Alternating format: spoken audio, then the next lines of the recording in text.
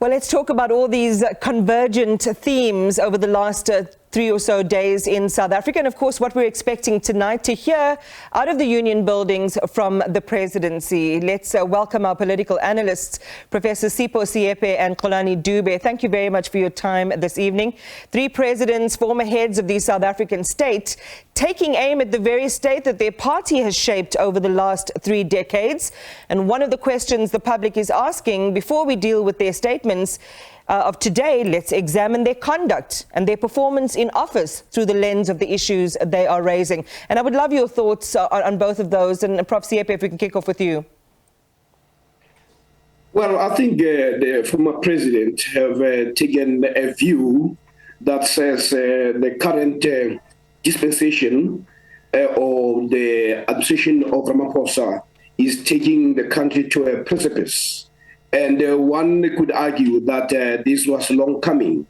But for them to all take a position on the same day, it's a motion of no confidence in the current leadership. One must also understand that this comes after both Thabo Mbeki and Motlanthe had been seen in the past as supportive of Ramaphosa. Now they've taken a view that the country is directionless. And that is also informed by a lot of promises that President Ramaphosa had made that have actually come to naught. And as far as they're concerned, he has delivered nothing. And in addition to that, there's also a comment around the status of the party itself, that the party is in more disarray, it's more divided. And they're also questioning some of the decisions that the party had taken. Also to say, for instance, the issue of step aside has been something that has been raised in not a direct way, but a tangential way. But you see a concern that is actually emerging. But it is more the lack of direction and the inability for the current president to deliver on all the promises that he has made. Xolani, your thoughts, and then to just sharpen that point around their own performance of these issues that they are red flagging, against the performance, their own performance of these issues they're red flagging. Look, I think they're using Cyril Ramaphosa as a scapegoat. You know, we have to accept that ANC has failed the native agenda in this country. And so to congregate around an individual and crucify that particular individual, I think is very unfair. But what is good is that there is what you call it economic stats. There is what you call it human development index that are out there. And also we know it very well how skewed is the economic distribution in this country. And we know it very well that the ghettos are still ghettos, just like in the apartheid time. And so to put blame to an individual rather than to say, look, South African natives and South Africans at large, we have failed you. I think it was going to be much more worthy to discuss what they have said. But you know what they've said, all of them. They are showing us that how much they hate each other, how much they try to hide from their failures. And so I don't think that really we need to take them serious. And I don't think also is a serious prognosis of what is happening in our country if we are going to crucify an individual rather than to do a holistic analysis of saying, why are we here? Why these leaders are fighting? And why Jacob Zuma is saying Cyril is the corrupt president? Why also Thabo Mbeki was telling us that there are people who have committed treason. And also Kgalema also he told us that South Africa is on the brink of collapsing. And so I think that really, rather than to be personal in our discourse, is not going to take us anywhere. Let's look at these substantive issues and discuss those substantive issues and see how ANC has defaulted us and how ANC has betrayed us. Prof. Seepe, Mbeki said the party failed to deal with the growing number of wrong people in the movement since '97 and that they are now defining the party. He said they didn't think the counter-revolution would come at us from inside. It was a strategic mistake to think that the threat would come from, quote, old order people. What should he have done about this during his own time in office? Well, let's put it as Xolani put it, that we need to go back to what Jonas had said, that the ANC entered into this consensus naively and probably ill-informed. It was not ready.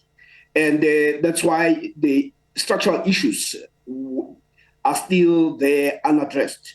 The notion that you're going to have a trickle-down approach towards economic emancipation of the people was always flawed.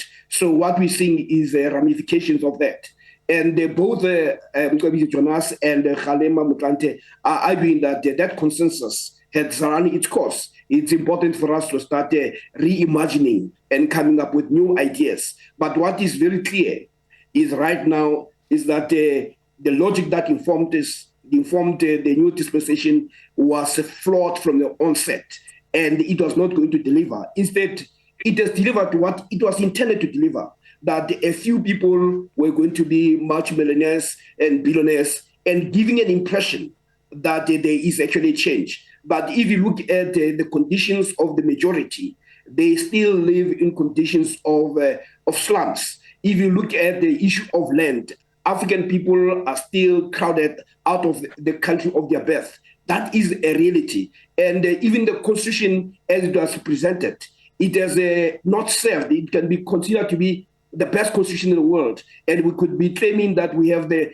best judges, but they have not assisted in ensuring that the historical injustices have been addressed. Instead, what we see the worsening conditions, as Xolani says, that even the human indices actually tell you that Africans are in a worse state than they have ever been before. Before I go to the next question, just in blunt parlance, then Xolani, are any of these men who have taken this introspective, reflective route and been very public, some more direct than others in their comments about the party and the state of the party right now, in blunt parlance, is anyone better than the other? Has anyone done better than the other? No, look, all of them, they failed, because historically, we know what was our quest. Our quest was about the land. Our quest was about readdressing the economic balances of apartheid and colonialism. And they've not done that. All of them, they were singing together around the issue of gear. All of them, they were singing together around the issue of neoliberal economic policies. All of them, when people were killed in Marikana, when people were killed in Phoenix, when people were killed at Lafestiman, when people are killed in Xolobeni, they've been quiet, And so these are the people who are not representing us. The squabble that we see is the squabble that was going to happen within the black elite class. And so this squabble that you are seeing in the black political elite class, that was at the table during what we call it the elite transition in CODESA. Those are the people who are still fighting. We have to ask ourselves, why are they fighting? What is the problem? Where are their handlers? Because me and Sipho and yourself and the others, we are still waiting for the fruit of this liberation that it seems as if is an elusive one. And so we have to exonerate, or we have to insulate ourselves, especially in the discourse where we enter into the squabbles of the black elite, the elite that has been betraying us for years. And so there is no one who's better than the other, to be quite honest. All of them have let down the native people, and all of them, they are not different, to be quite honest, because their betrayal is much more excruciating compared to the previous oppressors. It's very painful to be oppressed by your own brother and by your own sister. That's what they've done. And so they are the worst betrayals compared to de Klerk and the others. Let's go back then to, in some ways, Mbeki can be characterized as speaking in parables because, there's some mystique and mystery or, a task for the public to engage in terms of who he's referring to when he talks about things like counter-revolutionaries. But he's been quite direct about his criticism of the party itself. He says you have to have, and this was at the memorial service for Jesse Duarte, who passed away earlier this year, the Deputy Secretary General of the party. Mbeki said you have to have the courage to face the fact that you have a renewed ANC that is led by criminals. He also warned of an uprising due to the non-existence of a national plan to address poverty, unemployment and inequality. He's been quite specific about the performance of the current sitting president. And then looping back to what he's now said, that the leadership of the ANC cannot avoid meeting to discuss the possibility of the president having a prima facie case to answer to. Do we say he must step aside or continue the parliamentary process? There's something very specific he's asking for, is that the ANC act now. Would you concur with that, Sipho? Yeah, well, what he's trying to expose are the contradictions, that there are times when the party takes positions, but when it takes those positions, it finds itself unable to carry those to their logical conclusion. For instance, on the issue of the step aside, it's very clear that what if the panel says the current president has something to answer? What we also have seen is that the current president had always told us that he's a man of transparency, he is open, but we've also seen him being the first person to run to the courts to make sure that anything that has to do with him is actually sealed. So with the parliamenta, he has hidden behind the notion of due process. But the due process should not interfere with the truth.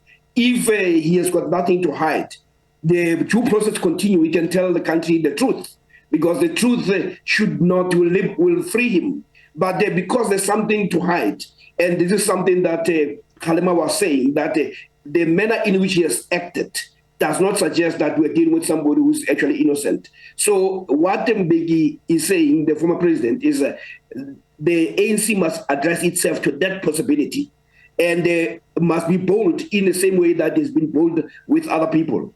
But in terms of the general performance, it is also true that the ANC under him was not any much different. As Xolani put it, that if your structural compromise is where you read your script in terms of your behavior, it doesn't matter who the player is. If the bus is going to take you to the ocean, it doesn't matter who the driver is, you'll end up in the ocean. And this is where we find ourselves in. And this is the point that we're raising, that if you remove all these presidents, we start looking at what did South Africans sign for? What did they expect in terms of the new dispensation? Then you will see a total failure, that we are not in a better position. Instead, the structural inequalities, the economic inequalities have actually deepened to an extent that Black people now find themselves now hopeless, and in as much as they are landless. Yeah. Well, the man who did not speak in parables, Xolani, who took direct aim at the president, calling him guilty of corruption and even high treason over Phala, and then asking about whether he'd be treated the same had it been him with money stashed in furniture. What do you divine out of his stance now, timing-wise, particularly the eviscerating stance that he took on Justice Raymond Zondo, and, the personalization of the issue between him and Zondo, and talking about, his only crime having been the refusal to cooperate with, in his words, an unlawful commission of inquiry? Look, let us be fair and honest here. The person who created this whole mess for the ANC was Thabo Mbeki himself. When he was protecting Jackie, the most arrogant person I've ever seen, Jackie Selebi, who told us that he can, the day if he can be arrested, he can jump from the sentencing towers, And remember that Sunday where Thabo Mbeki decided, look, I would rather protect Jackie Selebi and let Sipho go, And so these things were institutionalized, not during the times of Jacob Zuma. And possible Jacob Zuma is a copycat of what Thabo Mbeki was doing. And so now we are here where also we're expecting what we call it the state capture. And we know it very well that it is a weaponized document, just like Amended was weaponized, and so that's the problem with the ANC. They use the most important issues in our country and weaponize it for their own political preservation. And so even Jacob Zuma, you look at the timing, when he's saying this is the most corrupt president, but at the same time he say Cyril Ramaphosa is my comrade. And so we are left with the most important question that we have to ask ourselves as general public, that are these people going to come to our houses and knock and inform us and persuade us to vote for the ANC when this week they've been telling us that Cyril is the most corrupt president, and Thabo Mbeki told us that ANC is a party of Mgodoi, and even Cyril Ramaphosa once told us that ANC is an accused number one when it comes to corruption. And also Kulimbata, the stalwart of the ANC, told us that ANC was not prepared to govern. And also Halima Motlanthe also told us that ANC, it will be good for South Africa if ANC loses power. If ANC loses power. And so these are the issues that we as the public have been witnessing for the past 28 years. And now I can assure you, Iman, as well as Prof, that post-2024, as we go to 2024, there is a discourse in our communities, in the streets, in the ghettos, where people are saying, ANC has betrayed us, let's find a new vehicle. The question is, what vehicle that we are going to use? Because we can't keep on having a discourse on people who keep on failing us. And that's fair point that you're raising around how will the door-to-door campaigns be framed, or how will that sell for the party support be made, given what's been happening over the last few days. Prof, Eskom being surrendered, this is Zuma, Eskom being surrendered to international commercial interests, a man who himself has been identified as a critical player in the Gupta plan to capture Eskom, mentioned no less than 150 times in that section dealing with Eskom, accused of interfering in the running of its board. How credible are his lamentations against the findings and recommendations of the Zondo Commission?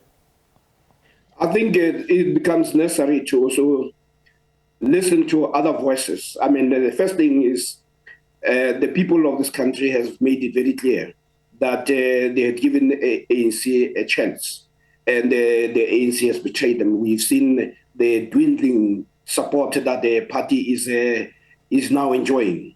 The second issue is also people like Matela Koko and Brian Molefe, who are also implicated. But what they also have said, which is a material fact, is that when they were running Eskom, there was no load shedding. And when Ramaphosa took over, he made promises that in 18 months would be done with load shedding. Right now, he is a person who tells us that when load shedding occurs, will tell you he's no longer making that promise. At least that is one thing that is positive. And at the same time, we've seen our country being engaged in selling coal and getting money to also move away from coal by countries that are relying on coal in terms of their own security. So these are contradictions that we must also accept that are emerging. And it cannot only be that our analysis must also be informed by simply what the politicians are saying. We should also be saying what is our material experience. And the material experience in this country is that load shedding, well, as your news said, were indicating that we are experiencing rolling blackouts. And the rolling blackouts is not the way you can talk about a new dawn or an economy that is going to grow. So those are some of the realities that we must actually deal with. And if you find... Just to interject, the point is we do have a commission of inquiry, a very expensive commission of inquiry that took years and years to come up with its findings and has made very specific recommendations with regard to this issue. And while there is a universe of understanding outside of these recommendations, we have to also accept what it is saying, do we not? No, actually, if you listen to the people who are implicated, quite a number of them are taking the recommendations for review. So I don't think even if Ramaphosa were to make some statements, the review process must run its course. I mean, there are some acknowledgement by the Zondo himself that he had not even read some of the affidavits, including that of Matshelakoko. This is why Matshelakoko said, well, if he makes this recommendation about me, well, all I can tell you is that what he says is actually rubbish. And you've seen Prasa also going there. So we have not seen the end of this commission. And what we must also understand is that we must let the process to run its course. And we can't say, just because you may have had a biased chairperson, people have no right to start questioning the process itself. But also, you must also understand that the nature of commissions is that there are no cross-examination as you would expect in a court of law. It's simply the commission was there to make us understand what has actually gone wrong. But when people are implicated and they're saying they never had a fair chance or to put their side of the story, like people like Montana, we can't dismiss that as well. And even the others, like Gwede Mantashe, who are said to have benefited, they have also claimed that they're going to go to court. We simply have to await that process of going to court. So when Cyril Ramaphosa says he's going to tell us what he's going to do, he has to also factor the fact that his own comrades who are implicated will be taking this commission for review. And that's a fair point to bring in around, the issue of judicial review and some of these individuals you've already named who've already expressed their interest or their willingness or their position on going that particular route. The delays, we don't know how much longer, how much it will delay the process. We know also that the report is saying that, certain aspects that it has raised and covered also need further investigation, and it's left up to law enforcement to decide if they will have prosecutable cases. But Xolani, maybe as a wrap, because we're running out of time, is to look at tonight. The president is, submitting his 76-page response in terms of how he's going to act, what he's able to implement, given the scenario now that Sipho was talking about, the possibility of people, certain individuals taking certain aspects on review. What's your sense on how these, how he could possibly respond, given that some of this and some of the nature of what's being asked for is potentially up in the air and could be tantamount to a hollowing out of the Zondo Commission's recommendations and findings? Look, we're still waiting for people who committed crime in the armed state to be arrested, and also in like Stimeni and also at Marikana. And in KZN, we've been having lots of commission as well as in Johannesburg, but we have not seen anyone behind bars. And so it will be another merry-go-round of nothingness. And so there's nothing to expect.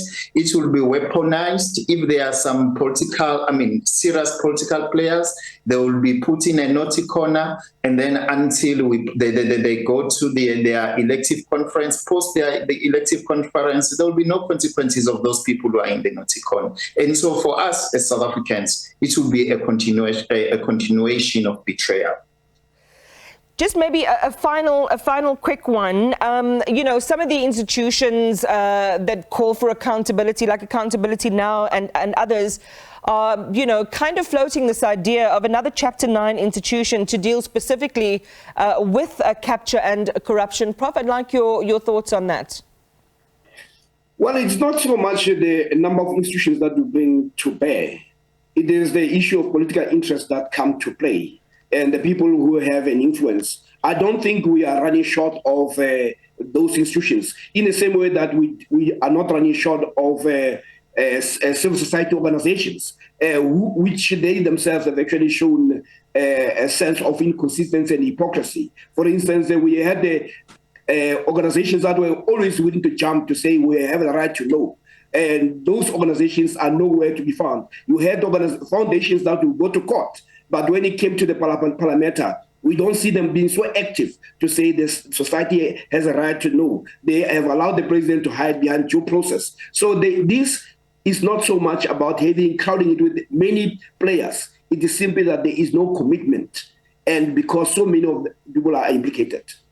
All right, there's so many other perspectives to this conversation. This is what the time allows. We have to remember that the possibility of South Africa being grey-listing is a very real one. It's one that pivots on our ability to prosecute decisively and to get accountability on aspects particularly related to state capture. It makes what the President says this evening altogether more interesting and important. We thank our analysts for their time and their analysis, Professor Sipho and Xolani Dube.